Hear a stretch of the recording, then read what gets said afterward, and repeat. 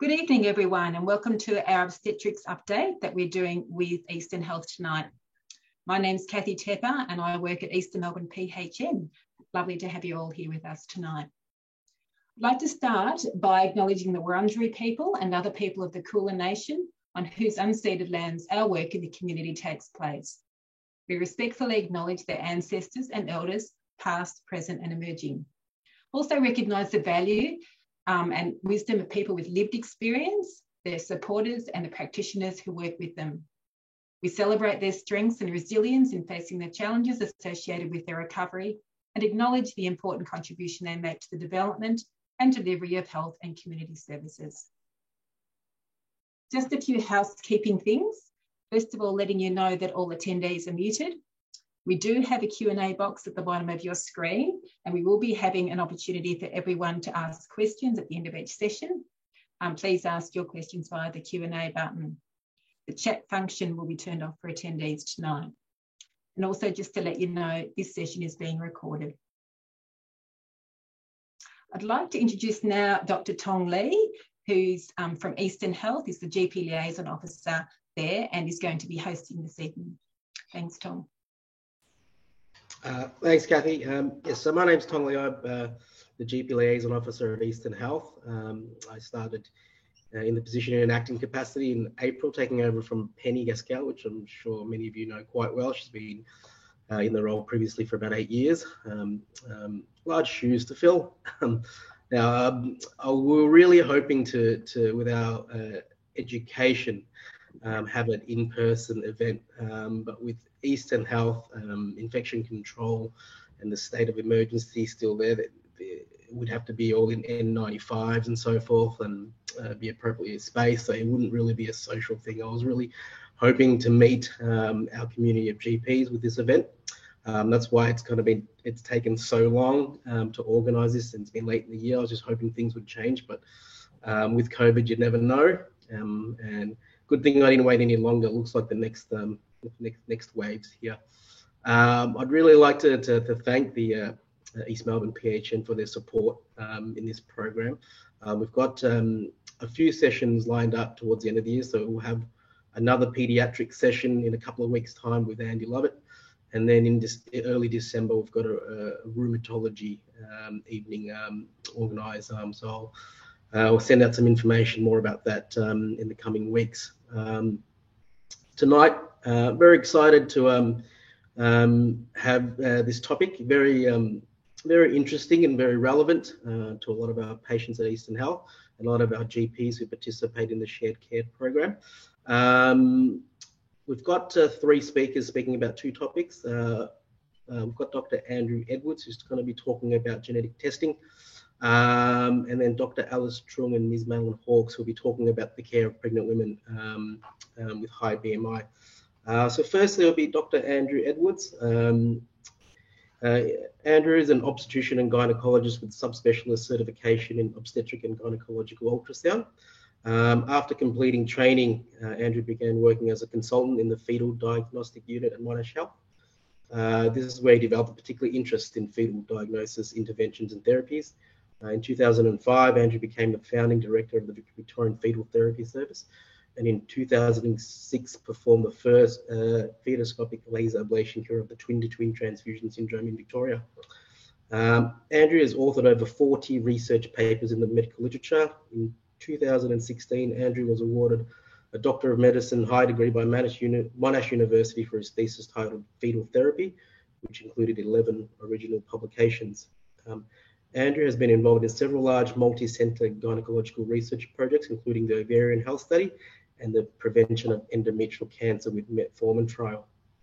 More recently, Andrew has turned his attention towards the ultrasound diagnosis of endometriosis. The ability of advanced pelvic ultrasound techniques in detecting endometriosis is proven, but its implementation into the community is a huge challenge.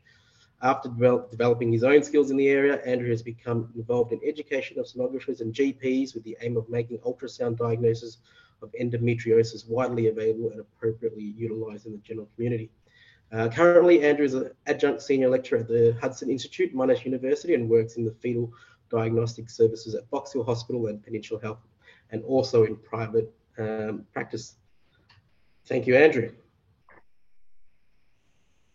Thank you very much.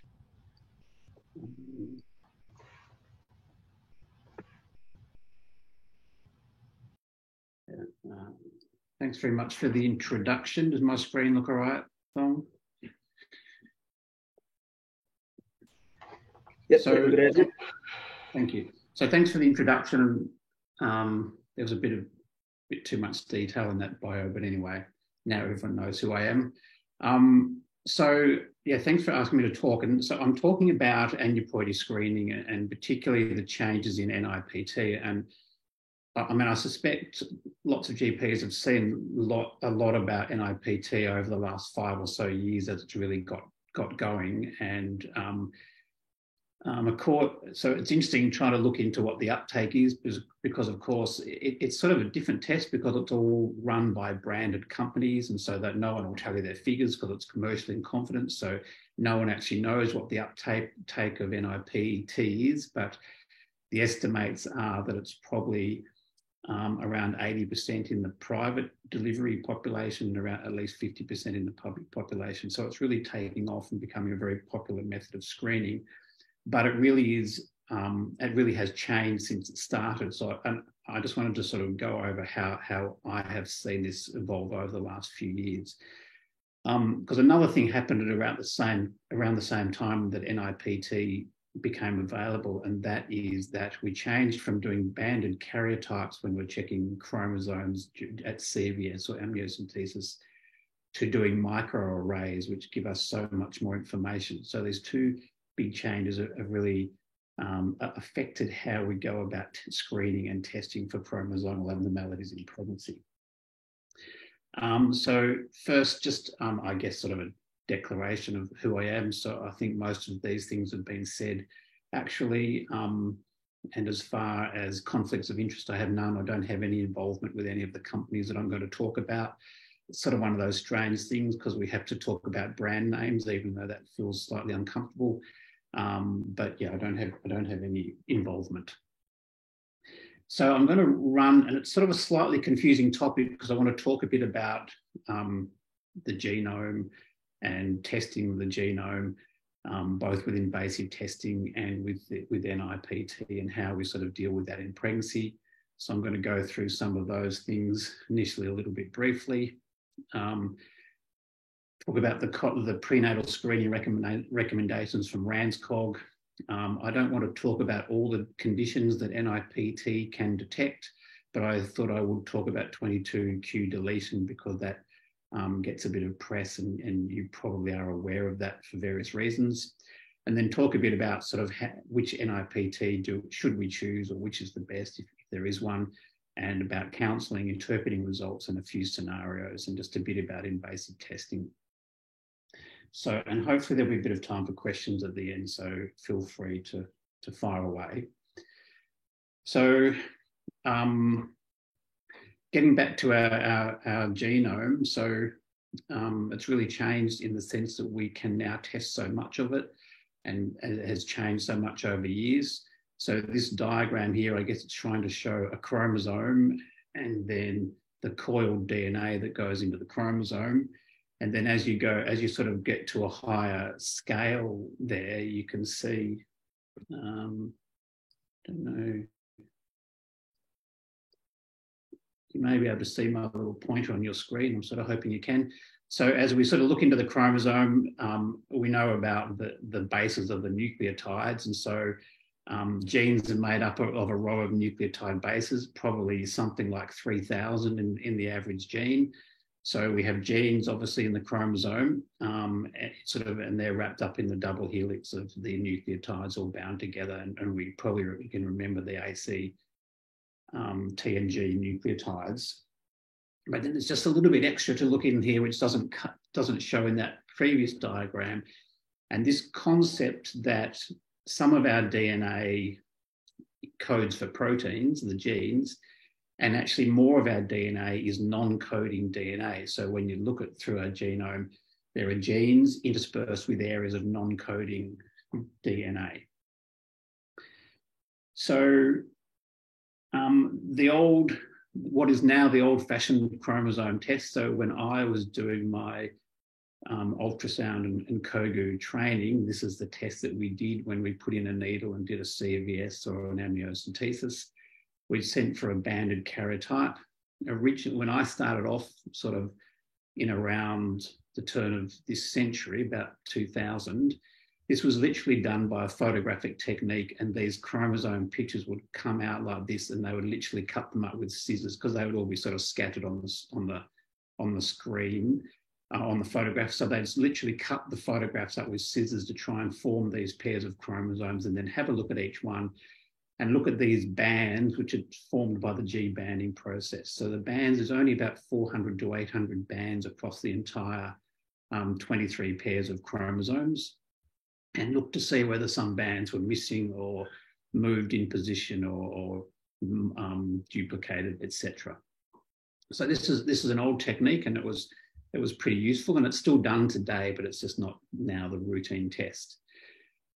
And what we know now is that each band represented approximately 5 to 10 million base pairs, which is clearly long enough to contain hundreds of genes. So when we got a result saying that there was a duplication or a deletion and a bit of chromosome was missing, then there may have been an enormous amount of information on there. So that was obviously important, because it often would be associated with a problem. But conversely, it didn't tell us anything about individual genes. So what happened in probably roughly 5 years ago is that microarray took over as the usual test for assessing the chromosomes when we do an invasive test, so when we do a CVS or an amniocentesis. But this also applies to the testing that's done on children and adults if they have chromosome studies for whatever reason. So instead of staying with 400 to 800 bands, a microarray has DNA probes, which there will be some thousands across the genome, and they break up the bits of DNA and let them attach onto the slides where the probes are. So if that bit of DNA is present in the chromosomes, that will attach onto the probe. If it's not there, it won't attach onto the probe. And so by doing this, they get to identify in a much more fine detail or granular way whether there are changes in the chromosome picture. So the resolution, instead of being 5 to 10 megabases, might be more like half a megabase, and then right down to 50,000 bases.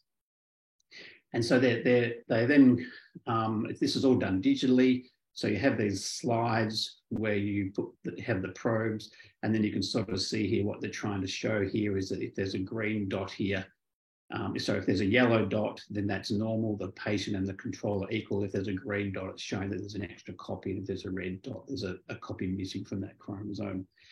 But obviously, it's not just this little number here. The actual, what did I do just then? The actual slides that are done have these thousands and thousands of probes on them. So the DNA is dropped onto these and then read by a computer. So that's microarray. One of the issues with microarray is that 1 to 2% of normal people have changes, copy number variations, which are detectable on a microarray without being associated with pathology. So basically 1 to 2% of prenatal tests as well will be reported as having a copy number variation of unknown significance. This can be a bit of a nuisance because it's very stressful for the parents when they get these sort of results. But the reality is that most of these copy number variations will have been inherited from the parents. So the way we deal with that is to go and test the parents to see if we can trace down that copy number variation. And presumably, if the parent doesn't have a pathology, then neither will their unborn baby. So the next step that's come along now is whole exome sequencing. This is just sort of coming in. It's been being developed for a few years and is just coming into clinical practice sort of right now, basically. So this is where we actually sequence all of the genes on the human genome. It's called exome sequencing. So that's referring to the fact that it looks at the exons or the genes, and it doesn't look at the interspersed chromosomal material that doesn't code for a protein. So in humans, we think there's roughly about 20,000 protein coding genes, about 3 billion base pairs. And so this will, when we do a whole exome sequencing, we'll check all of those base pairs. So the resolution is literally down to point mutations or single base pairs within the genes. So this is completely different, but it's really a big leap forwards. And one of the things that is commonly done with whole exome sequencing is that we often, in pregnancy and also with children, we check the parents and the child. So that's called trio whole exome sequencing. So the 3 people are tested together, mother, father, and child, or mother, father, and fetus. And that helps them sort of work out what changes in the whole exome are important and not important. And you can see there, I've just put a couple of figures there. So in children, when children are being assessed for developmental delay, autism, spectrum, structural malformations, when we do standard genetic testing, so that really means a microarray, we'll get about 21% yield, but when we do whole exome sequencing, we'll get more like 38%. And then you can see there just down the bottom, when we apply it to unborn babies, we've seen an increased 31% yield overall over doing the standard karyotype or microarray. So this is definitely going to change, but it's at early days and it is not yet routine testing. I'm going to come back to that a little bit more. Sorry, I skipped. So just a couple of graphics to try and just sort of solidify these in your minds. And I'm only doing that because it took me ages as I worked through this topic to really get a good picture of what's going on. So just to give sort of a concept of the variation in resolution with what we have now compared to what we used to have. So here's our chromosome with around roughly 100 million bases. If we take a little bit of that chromosome and look for a little bit here, we'll see a copy number variation. So this is the sort of thing that we might find with a microarray. But now we're getting down to looking at not only single genes, but individual bases within one gene and seeing the changes here. And another schematic of that, this is sort of a bit of a messy slide, but it does tell us something, and that's why I sort of decided to keep it in. So if you look in the middle here, we're talking about resolutions. So when we used to do the old-fashioned chromosome test, we could detect changes that were at least 5 million to 10 million base changes. So basically, in today's terms, huge chunks of chromosomes. When we went to microarrays, we're getting down to about 6,000 bases at the very least. But now we're getting to sequencing, we're getting down to single base pair changes. When I'm talking to patients and trying to explain this, so there's a few different ways to go about it, but my favourite way to get across the concept of the difference between chromosomes and genes is I talk about a set of encyclopedias, which I know in itself is a bit outdated, but I'll sort of talk about the concept that if you have a row of encyclopedias on a shelf, it's like each one of those could be a chromosome. And if you have a whole chromosome missing or a whole extra chromosome, that's really easy to see. And then I will say to them, if a section of a chromosome is missing, a section of an encyclopedia is missing, like a whole chapter or a whole section, then that might be what you could detect on a standard chromosome test, like cytogenetics or chromosome microarray.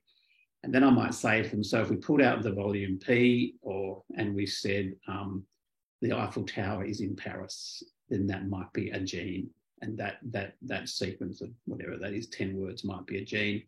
And now we can get down to the stage of looking at each letter in that. So that's how I sort of try to get that concept across. So now getting on to prenatal screening, which is what this talk was sort of about. Hopefully that sort of has set the scene a little bit. So first trimester combined screening, we're all aware of that. So that came in approximately 20 years ago, actually a bit more than that now, when this guy, Kypros Nicolaides, who has been an amazing contributor to prenatal ultrasound, published information and then provided free software to everyone around the world where we took a first trimester maternal serum screen, we did an ultrasound, and we put in the nuchal translucency measurements. And with that, we found out that we could detect Down syndrome with about an 80 to 90% detection rate, but a horrible false positive rate of 5%, because what that actually meant was during those years that about 5% of all women were having an amniocentesis or a CVS, almost, because the take-up rate of combined screening was about 90%. So we're doing so many of these tests. But it was still very good and much better than what we had before for screening for Down syndrome, which was only really maternal age and past history. But now we've got into this world of non-invasive prenatal testing, and these are the brands, the 6 brands, which are sort of available in Melbourne and in Australia. And as I said before, we can't really get away from these brand names because this is how this test works. So a little bit about NIPT. I'm sure that you will know some of this, so my apologies if I'm sort of talking about things you already know. So basically what happens is that in the maternal bloodstream, there are fragments of DNA. So most of those fragments have come from maternal cells. So as cells die and break down, the DNA fragments spill out of the cell and go into the maternal circulation. They don't stay in there for very long at all, just a minute or two before they're mopped up. But those fragments are continually there. And during pregnancy, there are also fragments that predominantly come from the placenta. So it's an important distinction. These fragments are placental, not fetal. And from about 10 weeks of gestation, there's reasonable amounts of those fragments, usually 4 to 10% of the fragments are fetal, and that increases a bit as the pregnancy progresses. So basically what happens in the basic concept of NIPT is that these fragments are gathered and they're then mapped with gene mapping techniques or DNA mapping techniques to decide which chromosome each of those fragments have come from. And if you get an increased number of fragments from, say, chromosome 21, then it's likely to be a diagnosis of Down syndrome. And obviously there's a lot of mathematics applied to all of this to work out whether it reaches thresholds, etc. But that's the basic concept. Now I've covered most of this, haven't I? So, and this is just this diagram here is sort of getting across again this concept here that you have maternal and fetal fragments.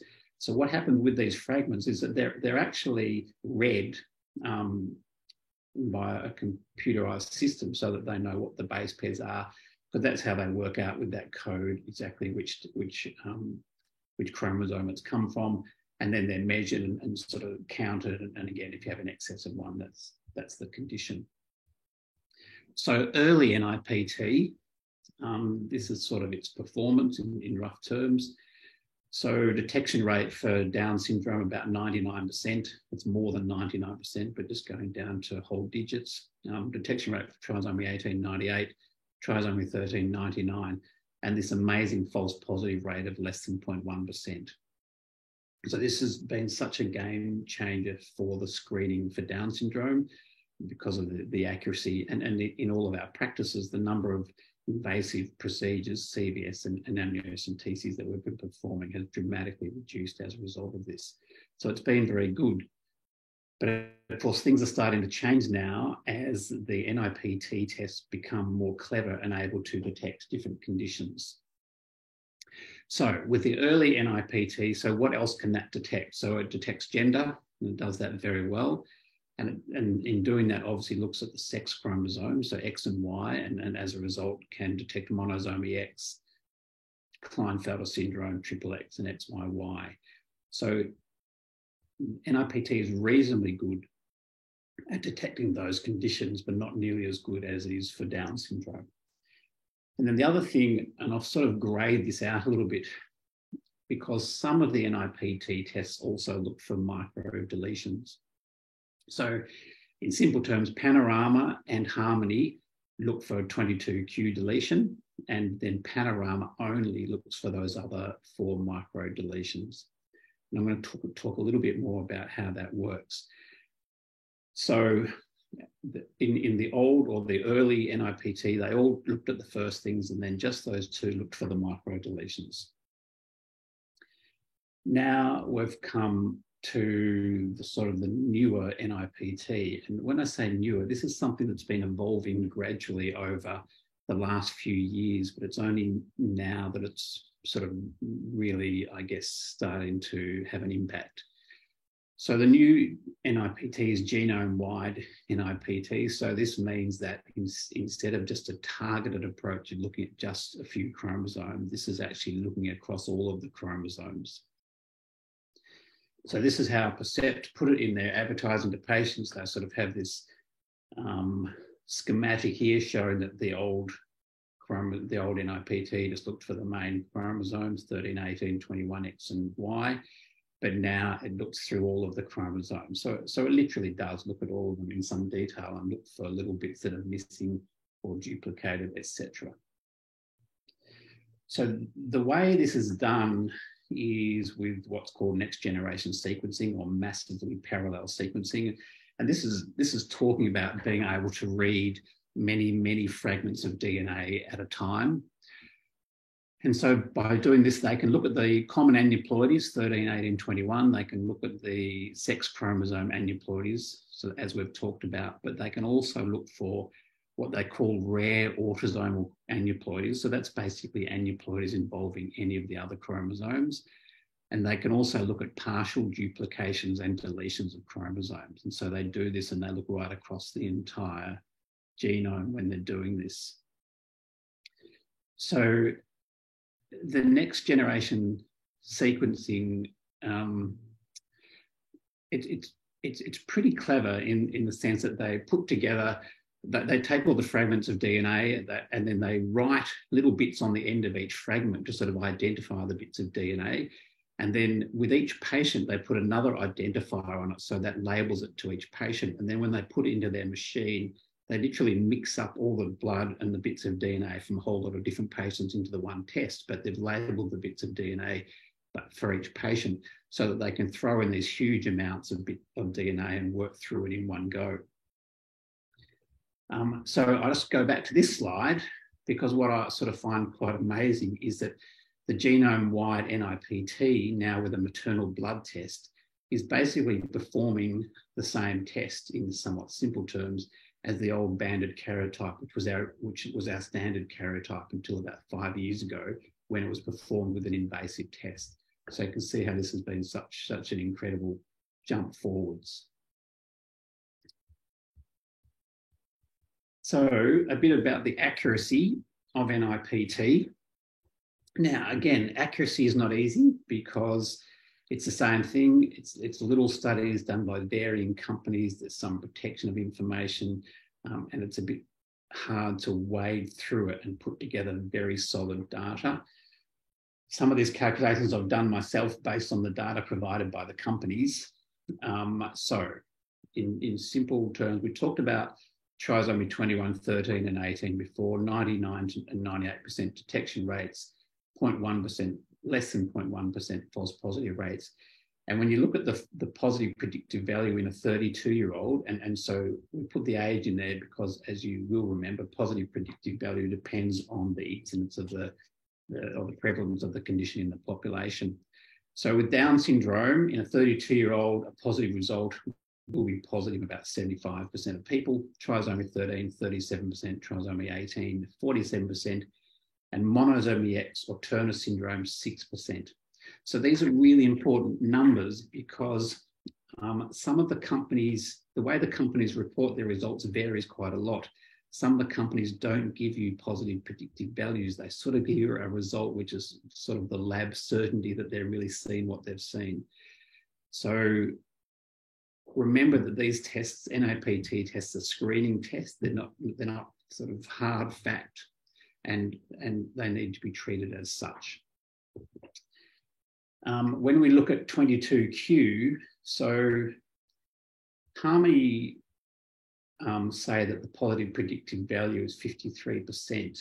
However, there's discussion about the population that was done in, because apparently It was gathered in a data at a group of mid-trimester who were at high risk for 22q based on fetal abnormalities, and because it was mid-trimester, had very high proportions of fetal DNA.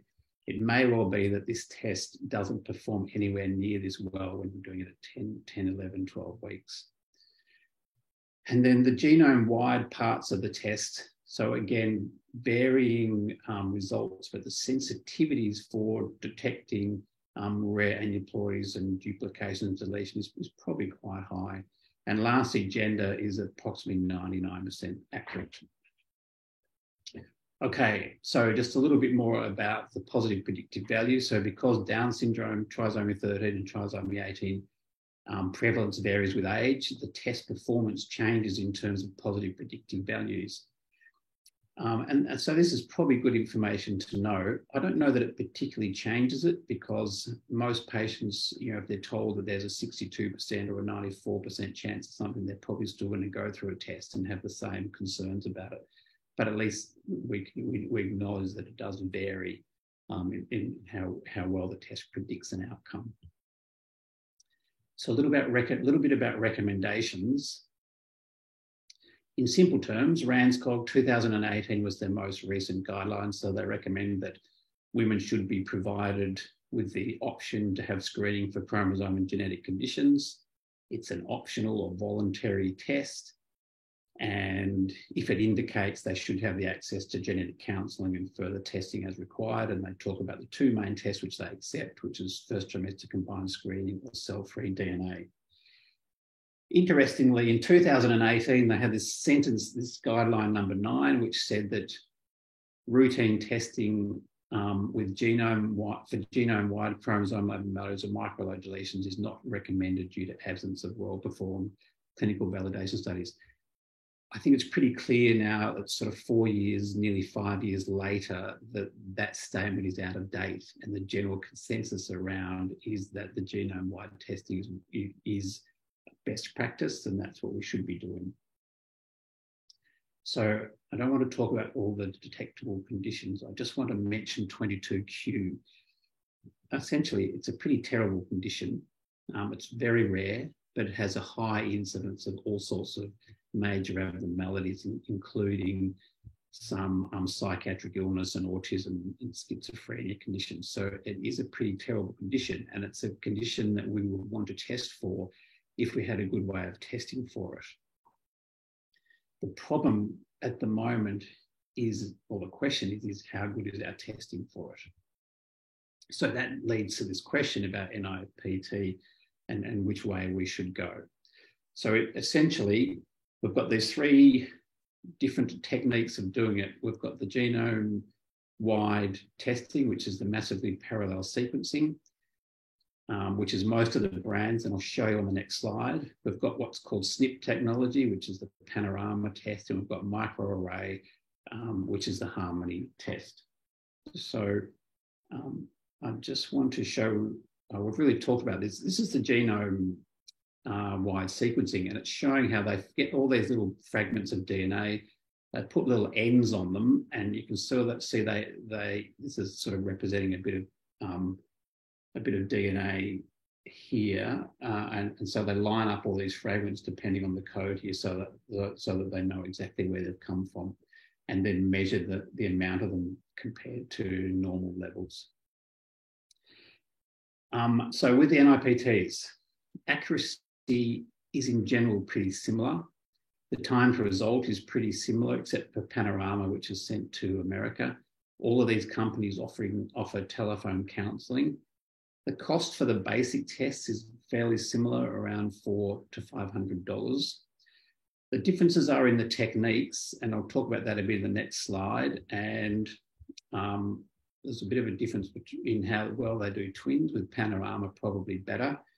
But actually, to me, the most important difference by miles is how accessible the lab is, because speaking to the lab provides so much more useful information in these settings. So here is a little summary of the NIPTs, as far as I can tell, in Melbourne, up to date, as best I can have it, with approximate prices. So the top 3 are genome-wide tests and also generation down the bottom here. And then Harmony is a microarray test. It does the basic chromosomes 13, 18, 21X and Y and 22Q. And Panorama does the basics along with the 5 panel of deletions.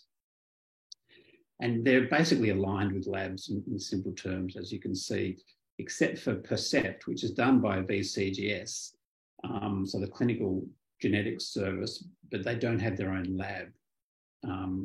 So they do have blood collected through St Vincent's Pathology and through Foresight, but don't actually have their own collection service. So I think you can probably tell that my belief is that we should be using genome-wide testing, and based on Percept, the lab being in Melbourne and an easily accessible lab that you or patients can ring up and talk to people anytime, makes this what I believe is the best test. The issue with the genome-wide test is that they don't detect 22q, but actually 22q is one condition, whereas because they're doing a genome-wide, they're going to find many more potentially pathologic abnormalities than doing a Harmony test will. So a little touch on pre-test counselling. The College of ONG gives some guidelines basically saying that we need to offer pre-test pre-test counselling. They talk a bit about twin pregnancies. And they also say that some people might elect to go straight to CVS or amniocentesis, which is also reasonable. So pre-test counselling, I know that this is an issue for you and for us and for everyone involved in these tests. I guess the things to get across are, first of all, that it's a screening test, and that's obviously essential. And then sometimes I find it helpful to talk about screening in terms of the potential outcomes of a test result. And I apply this to amnio and CVS, but also to NIPT. So the concept is sort of talking about, if you have this test, the most likely outcome is that it's going to be a normal or low risk result, which means that your baby is going to be at very low risk of the conditions that the test can test for or screen for. But the other possibilities are it might show that your unborn baby is high risk for Down syndrome or high risk for trisomy 13 and 18, and just go through these with a fairly brief description of them. So you just may find that is an alternate way to sort of talk about the counselling. But with all of them, talk about the concept that it's a screening test, and if an NIPT comes back as high risk for these things, it doesn't mean that your baby has the condition, but it certainly means that we need to investigate further. So, and we've talked about this, it's a screening test. In general, we don't take irreversible actions, and that's really meaning termination of pregnancy based on the screening test. We wait till we have an invasive test result. And some people will want to know, well, how do you get false positive results? So a lot of the false positive results will be that it's a placental mosaicism issue, particularly with the sex chromosome things, and remembering that our fragments of DNA nearly all come from the placenta. Sometimes it's because there's been a co-twin demise, rarely maternal mosaicism, but we do see this because some women drop some X chromosomes out of their cells as age increases. And some of them will just be a truly false positive result on a statistical basis. So there are mechanisms that you can explain to patients as to why these things happen.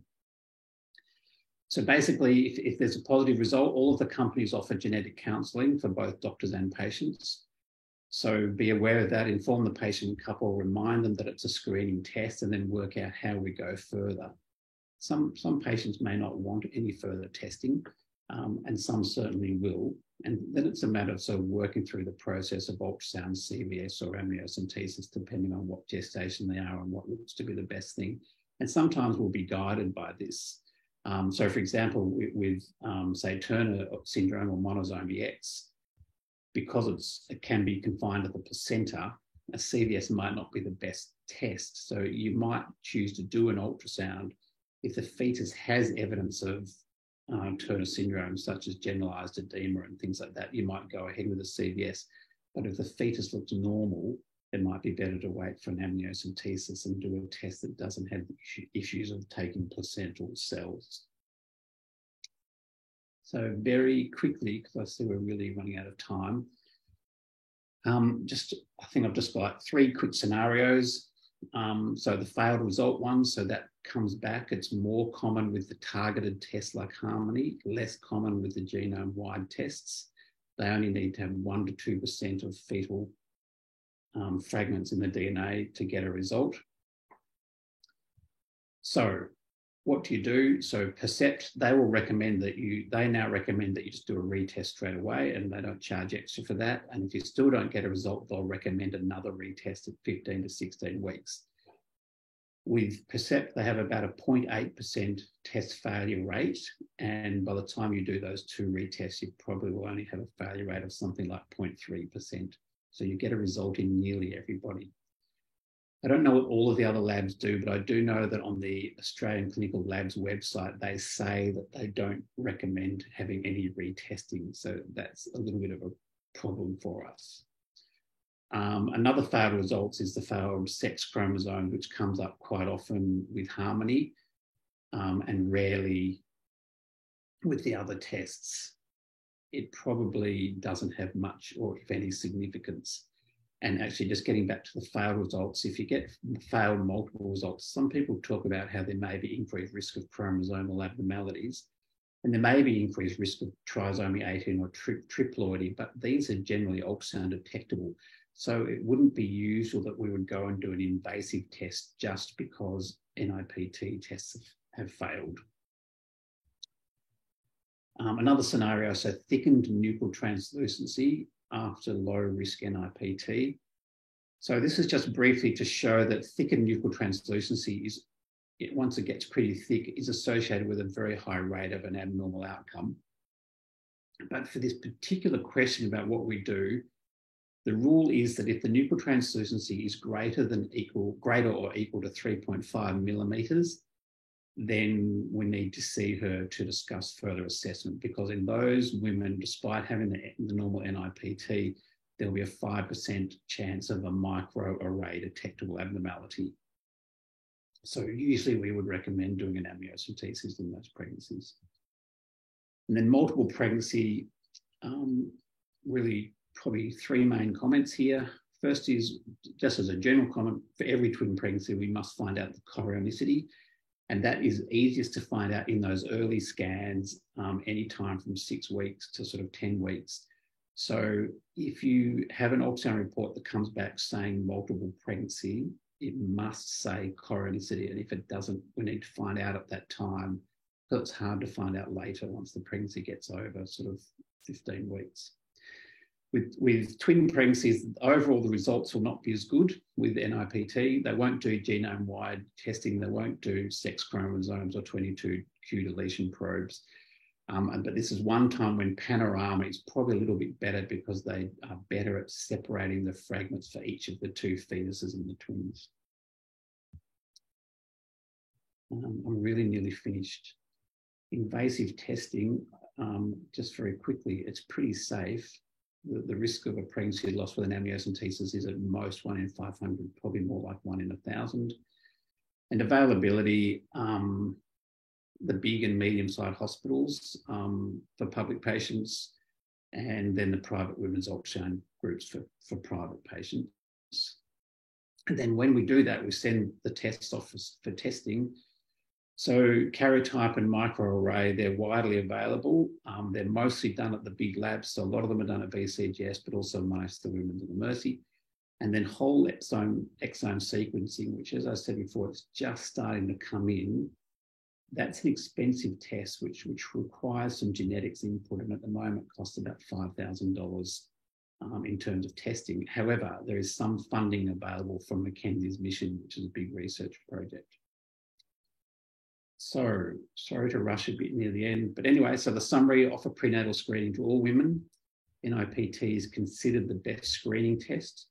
genome-wide NIPT is considered the best NIPT because it will detect more abnormalities than the targeted platforms with a lower false positive rate. All of the companies offer genetic counselling for abnormal results and then refer to the fetal diagnostic services in the hospitals or the women's ultrasound practices for further investigations or information as required. And, you can ring us. We're very approachable. Thank you very much. Thanks for that great presentation, Andrew. It was really interesting. We've got a question from the audience from Jennifer Martin. If you do the whole genome test, are you at risk of finding results of uncertain clinical significance? So are you more at risk of that? Yeah, so you are. And at the moment, it looks like the false positive rate. So if we add up all of the different little chances of finding some sort of confusing result, probably goes up to between 1% and 2% when we do genome-wide screening. So it does go up a bit, yes, but I guess not nearly as high as where we were at with combined screening.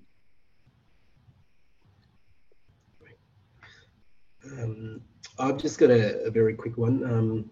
Not sure if you can answer it, but essentially you were commenting on how with the accuracy of the test, there are less and less procedures being performed, less adneos and CVSs. Yes. Do you see a day where NIPT testing will be available on Medicare just as in the future? Yeah, I mean, I'm sure those companies must be at Medicare to try and get some coverage for that. And I'm pretty surprised. I mean, I can see in one way why the government has, because it's going to cost them a lot, but surely that's becoming soon. It's so obvious that should be available more widely. And yeah, it's pretty ordinary that it's not. Yeah. Great. Well, thanks again, Andrew. That was a really great talk. Thank you. Thank you. Pleasure. Thank you.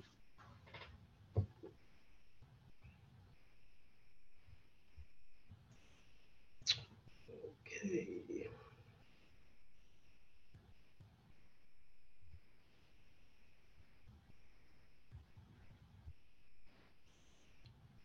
Hello.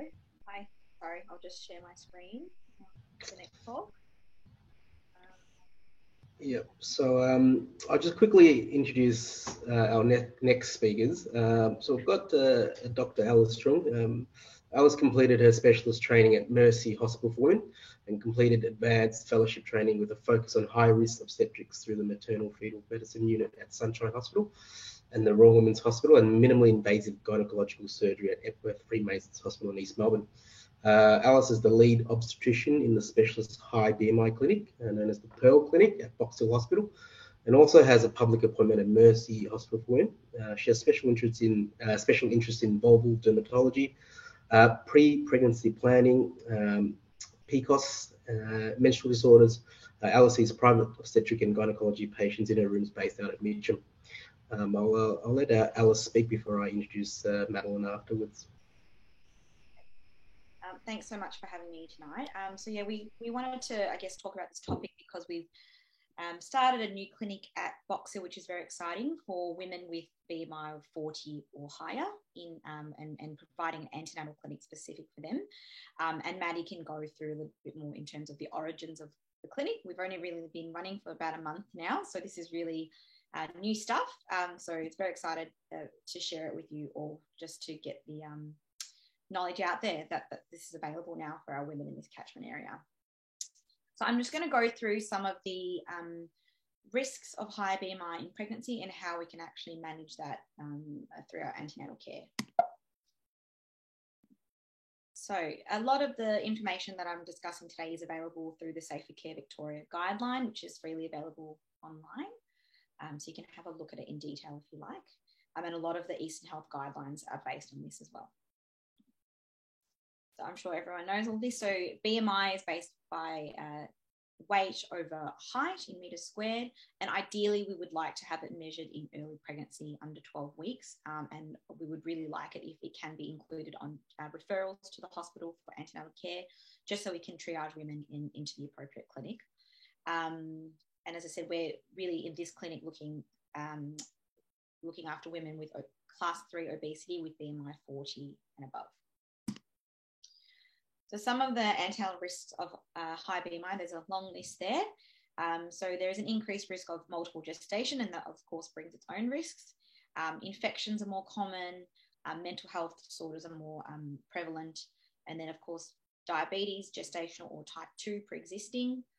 Sleep apnea is more common, can be difficult monitoring blood pressure with the cuffs, and obviously we always use a large blood pressure cuff to try and be as accurate as possible, but there is a higher rate of hypertensive disorders such as gestational hypertension, preeclampsia, and its associated fetal growth restriction, as well as macrosomia, so both ends of the spectrum.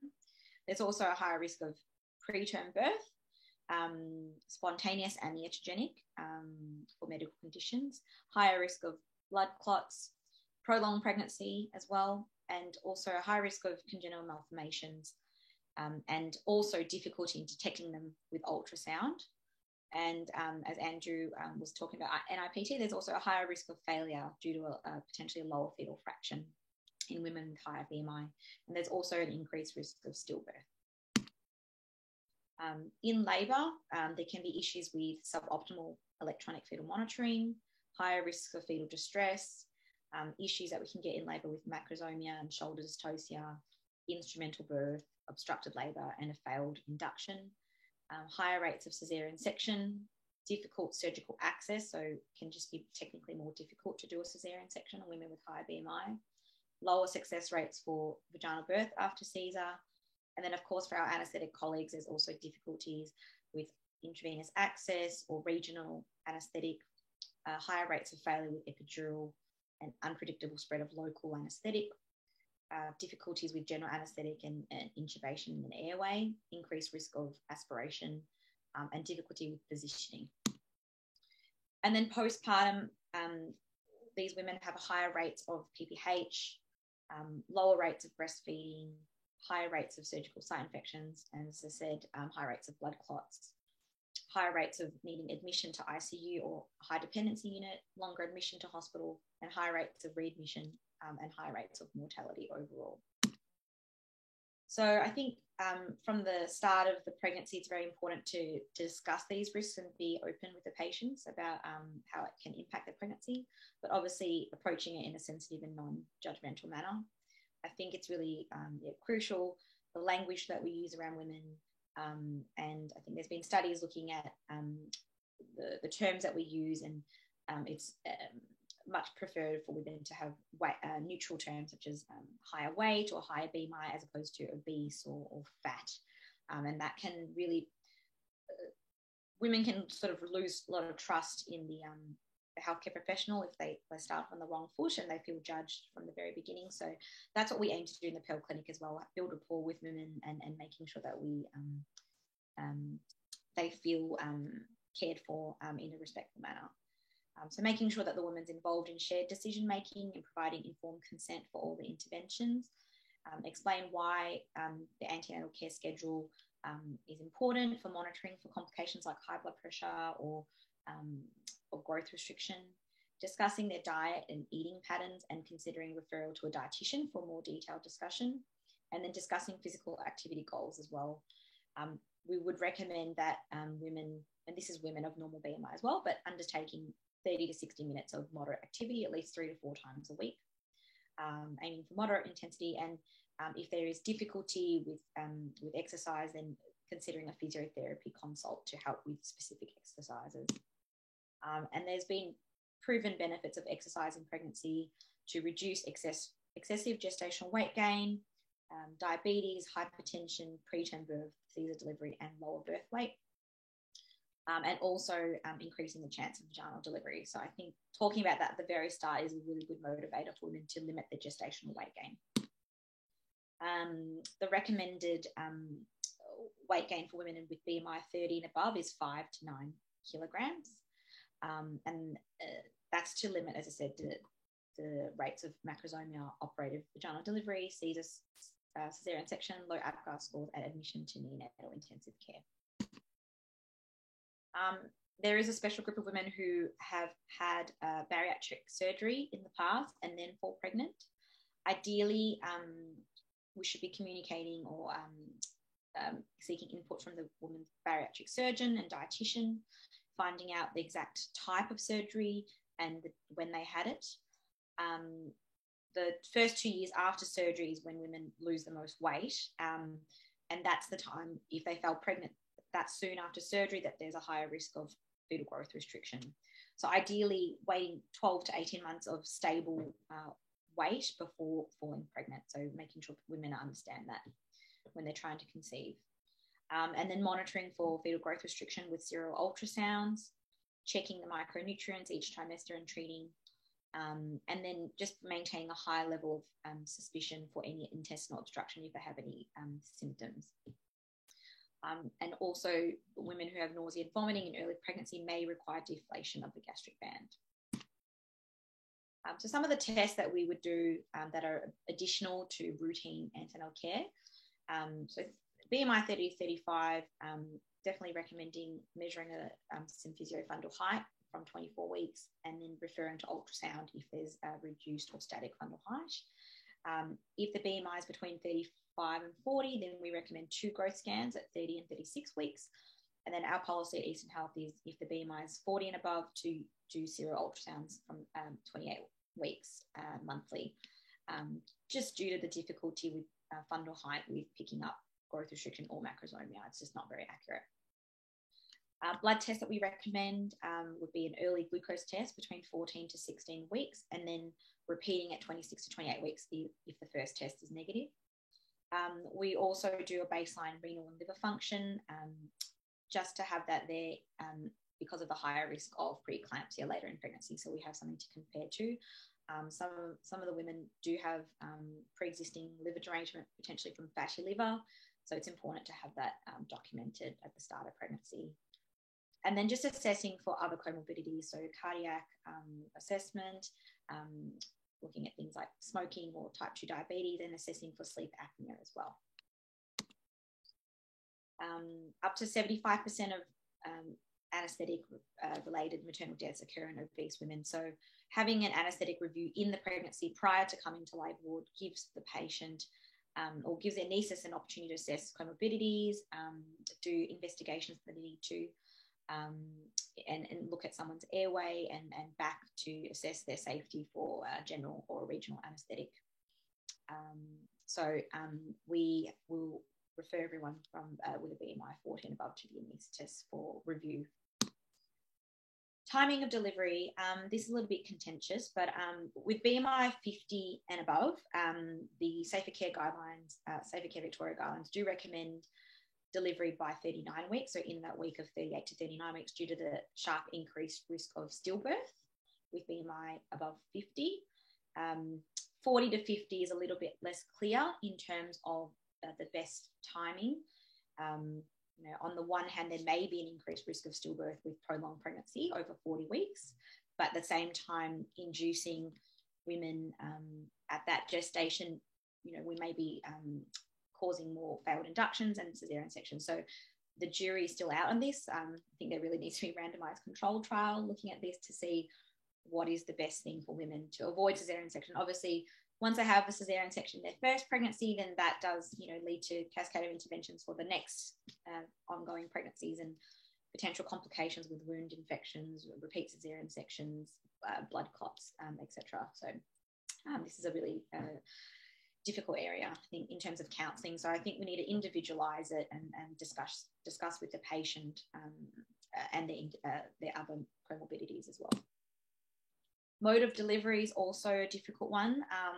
While there is an increased risk of Caesar for nulliparous women, doing elective caesarean sections does not appear to reduce the maternal neonatal morbidity. And as I said, it has flow-on effects for future pregnancies with lower rates of VBAC, successful VBACs as well with high BMI. So obviously it's something we need to discuss with patients, but we don't have a hard and fast rule in terms of elective caesarean sections for high BMI.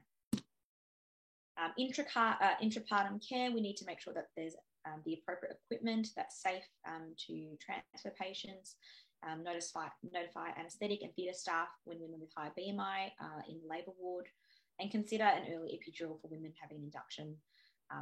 If they are considering epidural in their birth plan, then I recommend that they have it earlier while they are able to sit still and make it a little bit technically easier as well. If their BMI is 40 and above, we recommend having 2 IV cannulas in. Having a hover mat for easier transfers and considering pressure care as well for women with an epidural who aren't able to move around. Preparing and having senior staff around for the higher likelihood of shoulder dystocia. Just thinking about the need for blood products and cross-matching women. We recommend continuous fetal monitoring for women with BMI 40 and above. And as discussed earlier, it can sometimes be difficult to do that with an external Doppler, and that internal monitoring with a scalp electrode might be needed. And then, of course, active management of the 3rd stage to reduce the risk of bleeding. For cesarean sections, it's important to have a senior surgeon and anaesthetist with the appropriate experience, and just being on the alert for a failed or difficult intubation. There are some devices out there that can be helpful for elevation of the pannus to have better access to the lower segment, or taping to help improve vision, and also increasing antibiotic dosing to reduce the risk of skin infection or bladder wound infection, and giving the antibiotics early before skin incision. For some women, it might be necessary to do a vertical incision if there is no good access suprapubically. And the subcutaneous layer should be closed to reduce collection in that area and infection. Drains have not been shown to reduce the risk of collections. And it's not clear whether different skin closure techniques, one is better than another. Negative pressure wound therapy might be beneficial for someone with BMI 40 and above. I'd probably consider it in women with diabetes, as they have a high risk of infection.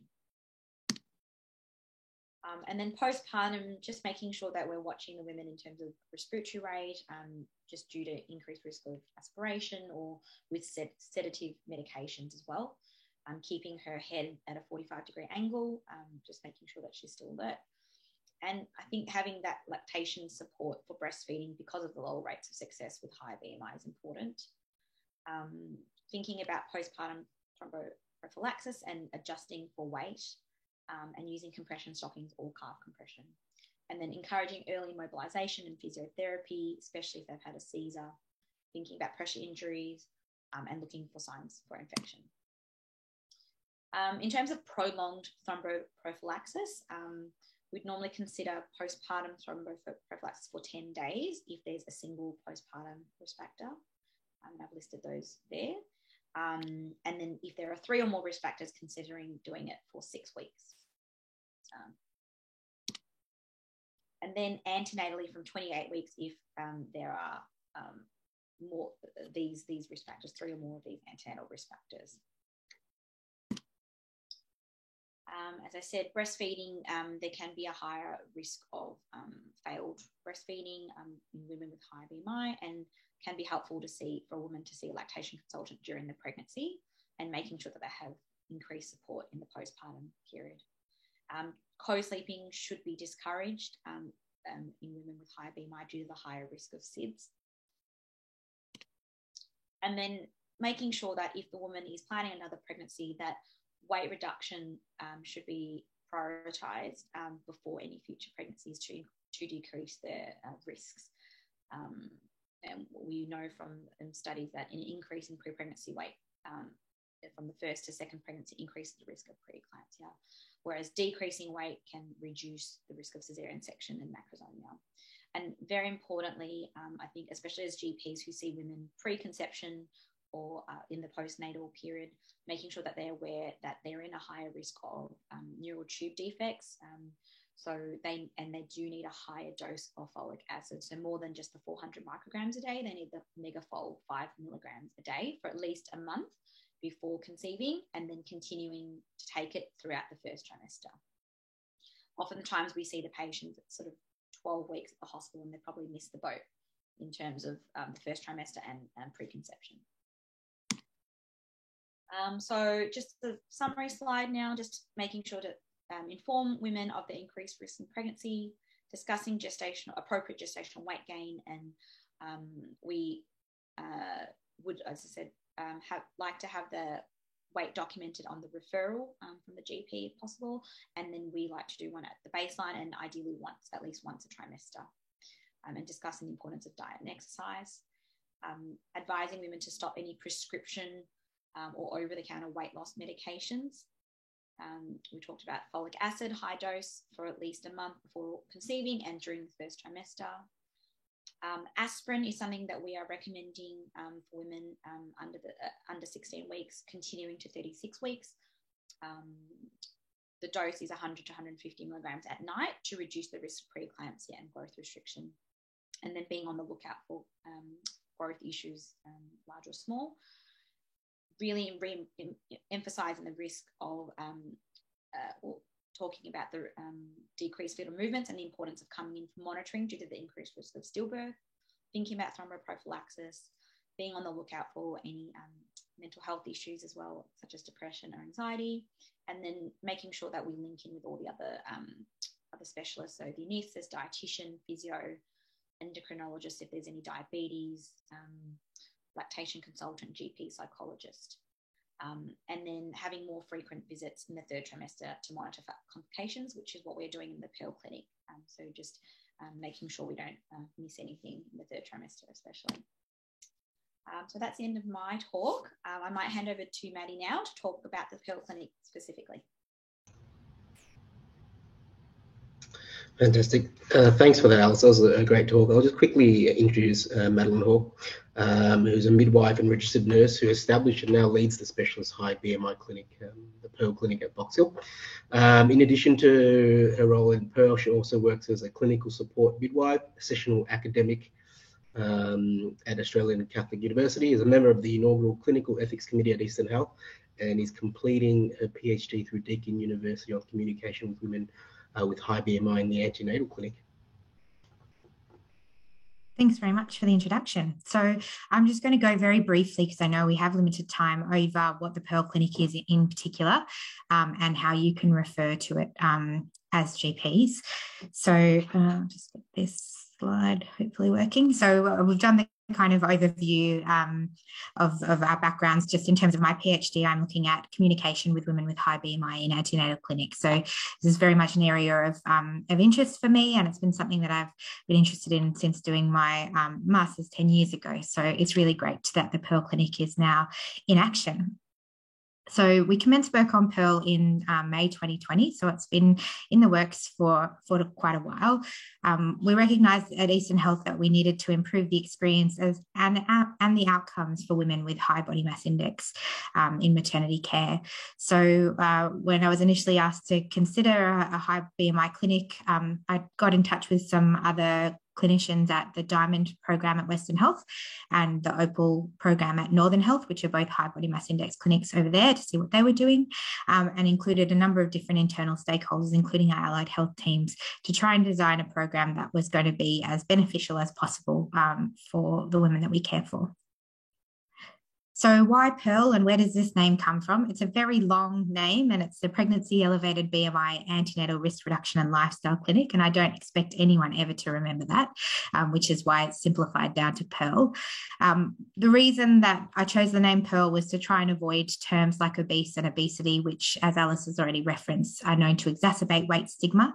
And in a recent systematic review, obese and obesity were identified as really significantly stigmatizing terms. So Opal includes the terminology of obesity.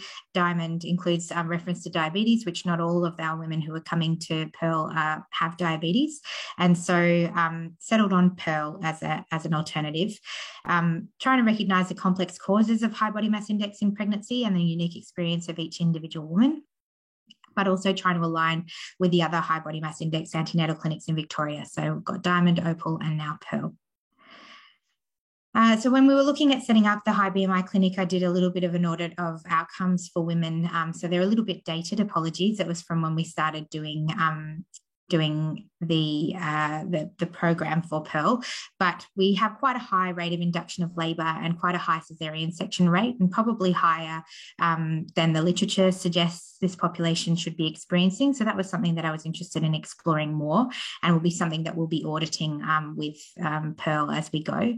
And also that thing that Alice mentioned, and I noticed there's a question about it as well, a really low rate of breastfeeding at discharge, which I think is something very, very much within the realm of our chance to improve. The primary indication for induction of labour for in this period were macrosomia, mild preeclampsia, suspected fetal compromise, and insulin-requiring gestational diabetes, and sort of identified that probably 3 out of 4 of those indications are potentially modifiable, given what we know and what Alice has already gone through around some of the things that we can do to improve outcomes for women in this population. So we really saw this as an opportunity with Pearl to improve the outcomes for women, as well as just the qualitative experience. From July 21 to 22, I did just a quick overview. We had the same percentage, so 9% of the women attending Box Hill Hospital to birth had a BMI of greater than 35 kilograms per metre squared, but actually quite a significant increase in numbers from about 151 to 286. And I'm not still exactly sure why that is, so it will be interesting to watch this space as we continue auditing who's coming into Pearl and what's happening there. So when putting together a plan for Pearl, I looked at the evidence around what women were saying they wanted from a specialist high BMI clinic or care as women with high BMI. And so women identified that they really wanted midwifery involvement and continuity of care. They want personalised care, ownership of progress, and ideally some peer support if possible.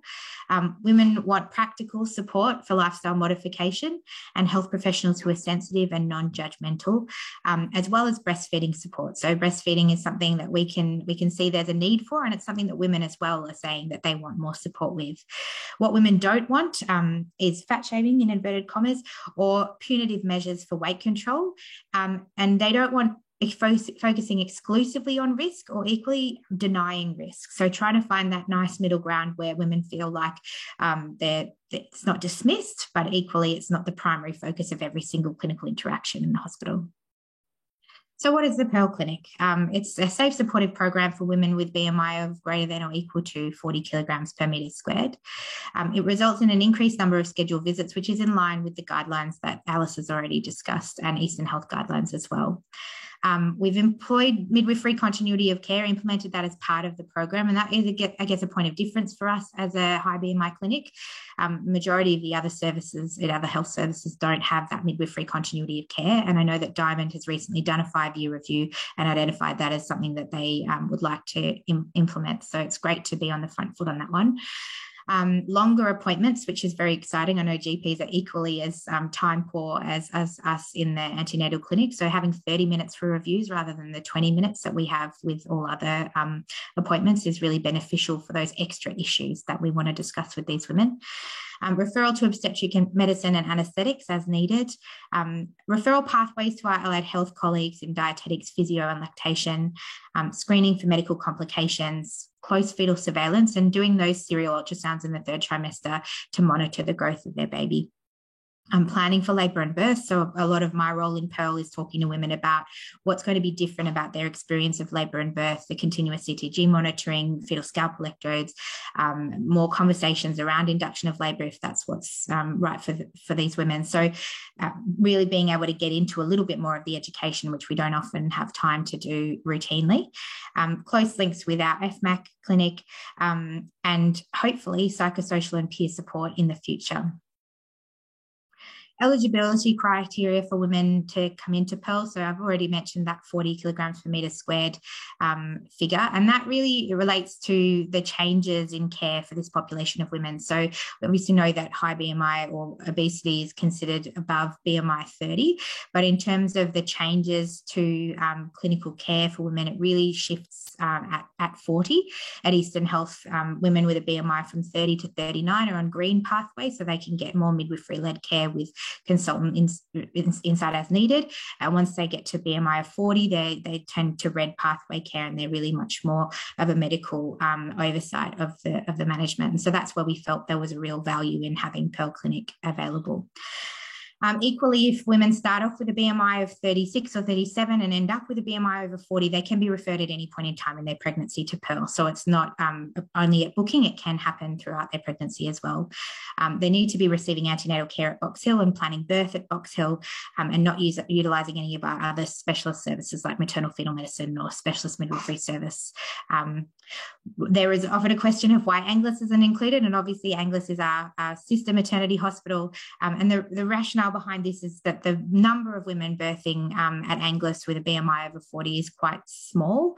In the time period of 2018 to 2020, there were only 3 women who birthed at Angus, and all of those women had received antenatal care at Box Hill and were only redirected to Angus for capacity issues. So in terms of starting a clinic up, we felt like the best space to do it was where the most women were, but it is something that we'll continue to review. And if we see that there's a need for more high BMI care in places like, say, Yarra Ranges, for example, or Angus, that might be a point of growth for us, which will be great. Schedule of appointments, just briefly, basically we try and bounce women between midwife and doctor, so they see almost equally Alice for as much as they see me. And Alice and I will also meet each Pearl Day to kind of discuss the plans for women and try and get that cohesion around the management of care. So it does mean we see women much more frequently in the 3rd trimester, which I think can be tiring for them coming into the hospital, that many appointments, but it means we can really keep a close eye on those things like blood pressure and fetal growth and movements to monitor for those poor outcomes that we're trying to avoid. So I guess the big question is probably, how do women access Pearl? And the main way for GPs is through your referral. And as Alice noted, really valuable for us to have an accurate weight and height in the referral, because we then can refer them straight from maternity bookings. If it's not possible to get that and women arrive and they happen to have a higher BMI, then we can refer them to the Pearl Clinic through other means. But if we can get them from the very beginning, then that really helps build rapport. It means we get all of those tests and investigations done right from the beginning.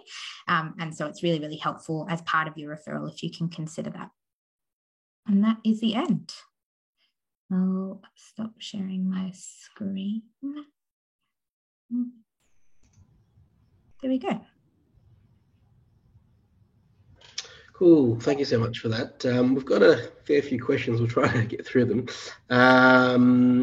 So happy for either you or both of you to answer these ones. So the first one from the audience comes from Alison Kelly.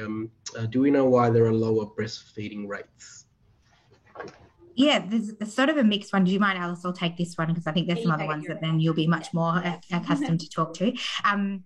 There's actually a number of different causes of that low breastfeeding rates, and certainly still an ongoing area of research. But there's the metabolic component, so a lot of women coming in with PCOS and other hormonal imbalances that affect breastfeeding. There's a socioeconomic disadvantage as well. We know that there's a large percentage of women with a high BMI that also come from socioeconomic disadvantaged backgrounds, and that can influence breastfeeding rates as well. And then there are social reasons that women in larger bodies may be more uncomfortable revealing their bodies in public or even in the hospital setting, so maybe more uncomfortable trying to learn that skill. And clinician support has been found to be lacking a little bit for this population too. So we know that they're less likely to receive support for breastfeeding, less likely to have access to lactation consultants, and potentially weight stigma playing a role in that as well. And so clinicians being less likely to engage women in discussions about breastfeeding, linked to assumptions about what their preferences might be. So very complex in terms of the reasons why lower breastfeeding rates occur in this population, but some of those things very much modifiable from our perspective in the antenatal space, being able to have those discussions with women. Yeah, and I think also just a physical thing that if with larger breasts, it can be more difficult with latch, and that's probably why they need actual physical more support from the midwives or lactation consultants postnatally to help with that, for sure. Great. There's a couple of questions about folic acid supplementation. The first one, do women who have had bariatric surgery and lost weight, so their BMI is under 30, require 500 micrograms of folic acid or 5 milligrams? Are there issues with absorption of folic acid after the surgery? Yeah, I think there is a higher rate of malabsorption after bariatric surgery, so I would be recommending 5 milligrams. And you may have answered the next one in one of your last slides. Do you recommend high-dose folate in the first trimester for BMI over 35? NHS guidelines suggest 5 milligrams for this group. Yeah, and I probably actually recommend it from BMI 30 and above as well. I think that's what the ARCOG guidelines recommend. Fantastic. There's one about thromboprophylaxis. At what BMI level do we have to start early? When, which medication? Yeah, so I think on my last few slides, I had a list of sort of other risk factors.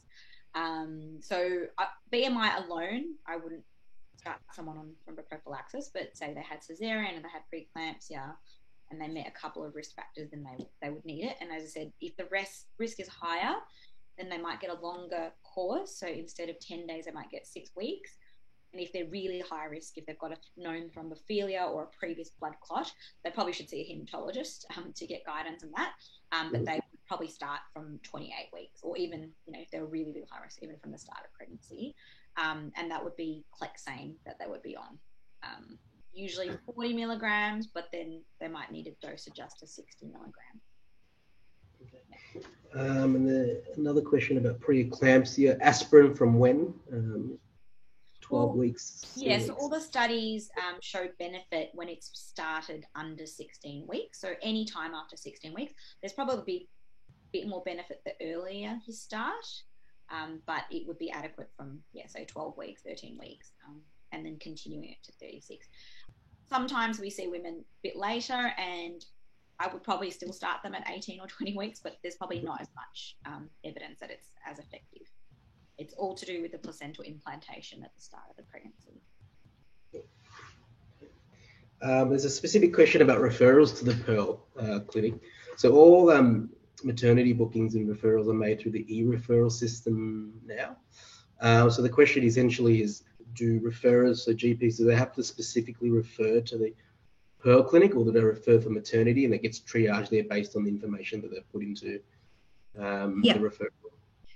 So I'm doing most of the triaging at the moment, and basically if we've got a height and weight, then we get them into Pearl. So you don't explicitly have to request Pearl, although if you do, that's great, and it gives us an insight that you know that it exists, and that helps us with our planning and our knowledge of what word has got around.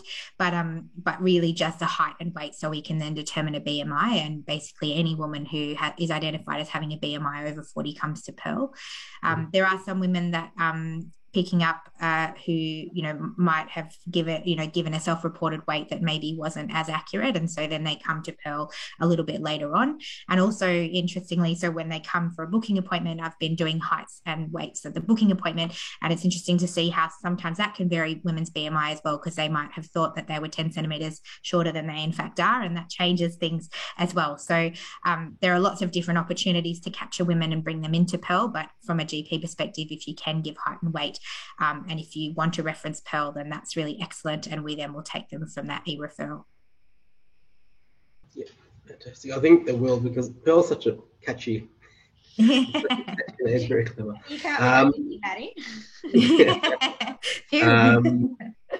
So I think you answered it too before, Maddie. So patients at the moment, if they're not in the Box Hill catchment, so even if they're in the networks of Angus and their BMI is over 40, at the moment it's still, are they going to the Pearl, or they're just staying at Angus? Yeah, that's a really good question. And there is a little bit of a grey area, because technically Angus is able to look after women up to a BMI of 45. And then Eastern Health policy is that women who are BMI of greater than 45 need to birth at Box Hill Hospital for a number of different reasons. So there is that population from sort of 40 to 44, but often those women end up coming to Box Hill for the concern that they may end up getting to that BMI of 45, and better to have all of their antenatal care in the one place. So at the moment, the vast majority of our women are in the Box Hill catchment, but we are getting a few women as well who would have otherwise been going to Yarra Ranges for their care, and a very small handful of women who might have been in the catchment for Angus. And then it's up to them whether or not they'd like to come to Box Hill Hospital. Sometimes we book them in for that first booking appointment. And if a woman comes and says, I'd actually much prefer to go to Yarra Ranges for my antenatal care, then that's perfectly fine. It's not a mandatory requirement for women to come to Pearl, and it's very much optional. And to be honest, our capacity is limited as well. So there will be a number of women who won't be able to come to Pearl because of that. It's just me and Alice at the moment. But, so that will play a role as well. But yeah, the vast majority of women we find end up coming to Box Hill just because of that hesitation around a BMI of greater than 40. Yeah, we hope to expand the service, obviously, as it grows and word gets out. And yeah, we've already been up and running for 4 weeks, but it's already quite busy. Yeah. And I think that happened at Sunshine as well. They had to actually increase the inclusion criteria because they were getting too many people. Okay. Thank you. I don't think there are any other questions. Let me double check the Q&A. That's about it. Fantastic. So I just want to take this opportunity again just to thank all the speakers tonight. So Alice, Madeline, and Andrew, thank you very much. I think our community of GPs took a lot from it. It's a very interesting topic. It's very relevant. So thank you very much for your time. We really appreciate it. Kathy's just popped up the slide for health pathways, which is my little signal. So I'm pretty sure that the audience of GBs tonight know about health pathways, but for the few that don't, it's a really relevant, really useful tool. So it's a point of care tool to help GPs make referrals, learn more about conditions, essentially make decisions. So the keyword being point of care, so it's very concise information. I mean, it's very different to therapeutic guidelines, where that's all about treatment. This helps with diagnostic uncertainty as well. And I prefer it over to essentially up to date because it's just a bit more concise. It's something that I use when the patient's in front of me because it's that concise. So it's really good. And it does also help with a lot of referral criteria around the state. Relevant to tonight, there's a lot of pathways in obstetric care and even prenatal screening as well. So I'd encourage you to have a look at that.